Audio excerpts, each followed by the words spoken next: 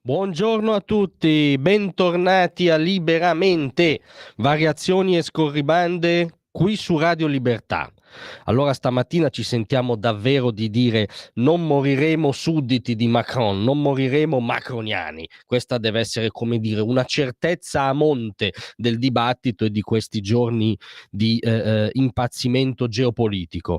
Perché lo diciamo? Perché c'è la vaghissima sensazione che il Bonaparte inverosimile dell'Eliseo stia tentando di sfruttare la crisi russo-ucraina e il momento di confusione, soprattutto europeo. Oltre Atlantico hanno le idee abbastanza chiare, ma il momento di confusione europeo per affermarsi appunto come Bonaparte inverosimile, riacquisire una parvenza di presentabilità in patria, perché lo stesso leader che ieri sera dalla TV francese dava lezioni a un continente ha un indice di gradimento bassissimo in patria ed è appeso a governicchi appunto del presidente, frutto di esperimenti di laboratorio, ma come dire senza un baricentro politico. Ebbene, di sfruttare il momento per riacquisire un minimo di credibilità in patria e soprattutto candidarsi, diciamo, a inverosimile imperatore del continente.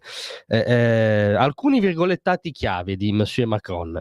Ha esordito dicendo l'avvenire dell'Europa non può essere deciso a Washington o a Mosca, ovviamente. Poi qualcuno dovrebbe ricordargli che nell'ultima guerra mondiale fosse stato per la Francia, l'Europa sarebbe un protettorato del Terzo Reich, che sì, fu sconfitto da un'alleanza tra Washington e Mosca, ma al di là di questi dettagli che non lo sono, ecco i virgolettati chiave. Abbiamo cambiato era, sottolinea Macron, c'è uno sconvolgimento dell'ordine mondiale di fronte al quale sarebbe folle rimanere spettatori. Lui non vuole rimanere spettatore, lui vuole infilarsi in questo sconvolgimento o presunto sconvolgimento dell'ordine mondiale, appunto per rimanere in sella e anzi incoronarsi, diciamo, leader continentale.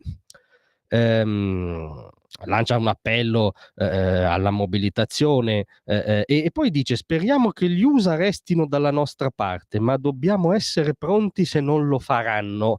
Cioè, sta, come dire, spingendo in là l'ombrello americano e ha seriamente evocato di mettere sul tavolo l'ombrello atomico francese, unica potenza nucleare dell'Unione Europea, arsenale atomico che non pareggia neanche lontanamente quello russo, l'unico che lo fa è ovviamente quello americano, ma cosa che ci dovrebbe fare insospettire due volte.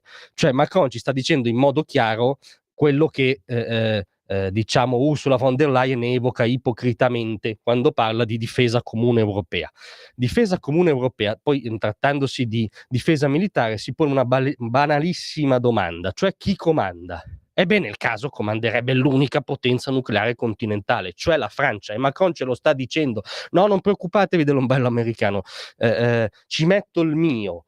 La conclusione pratica di tutto questo dibattito teorico sulla difesa comune è sostanzialmente che i soldati italiani prenderebbero ordini dai generali francesi e che l'Italia e gli altri paesi dell'Unione Europea sarebbero, diciamo, governati militarmente dalla Francia. Questo è l'obiettivo di Emmanuel Macron, che infatti ha evocato proprio, parlando della coalizione dei volonterosi da schierare in Ucraina una volta raggiunto l'accordo, ha evocato esplicitamente una riunione dei capi di Stato maggiore dei paesi che accetteranno di farne parte. Immaginiamo all'Eliseo, cioè di che per sdoganare definitivamente l'ipocrisia potrebbe proporre di tenerla all'Eliseo con i capi di Stati maggiore degli stati vassalli militarmente, che a quel punto sarebbero gli altri, diciamo, 26 stati dell'Unione Europea. Atteggiamento, tra parentesi, molto diverso da quello di Starmer.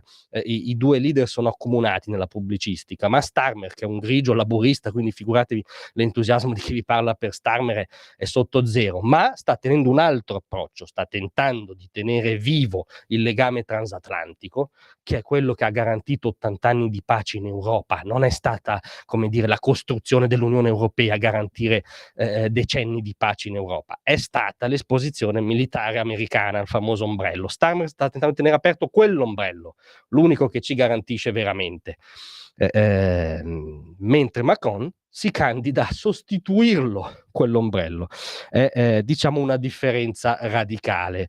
Quindi non fatevi turlupinare dal Bonaparte inverosimile, che anche in questo suo agire abbastanza cinico nello sfruttare il dramma ucraino, e diciamo mi auguro condividiamo tutti tra noi una certezza: non abbiamo nessuna intenzione di morire, diciamo, da francesi di serie B, da sudditi di Macron, non abbiamo nessuna intenzione di morire macroniani. Grazie a tutti, rimanete con noi perché tra poco arriva qui Vittorio Feltri, vi aspetto.